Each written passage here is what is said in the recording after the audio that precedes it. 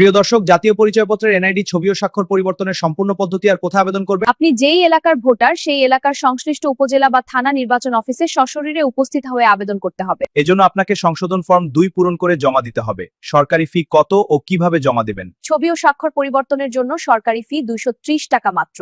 ফি জমা দিতে হবে মোবাইল ব্যাংকিং এর মাধ্যমে।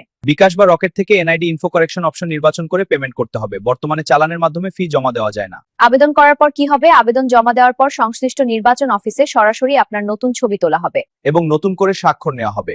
এরপর তথ্য সার্ভারে প্রেরণ করা হবে অনুমোদনের জন্য। ছবি ও স্বাক্ষর পরিবর্তন আবেদন খ ক্যাটাগরির অন্তর্ভুক্ত। সাধারণত এটি জেলা নির্বাচন অফিসার কর্তৃক অনুমোদিত হয়ে থাকে। অনুমোদনের পর কিভাবে কার্ড পাবেন? আবেদন অনুমোদিত হলে আপনাকে এসএমএস এর মাধ্যমে জানানো হবে। এরপর আপনি অনলাইন থেকে এনআইডি কার্ডের কপি ডাউনলোড করতে পারবেন অথবা সংশ্লিষ্ট উপজেলা বা থানা নির্বাচন অফিস থেকে নতুন ছবি সম্বলিত ল্যামিনেটেড জাতীয় পরিচয়পত্র সংগ্রহ করতে পারবেন। লাইক, কমেন্ট ও শেয়ার করে সাথে থাকুন। ধন্যবাদ।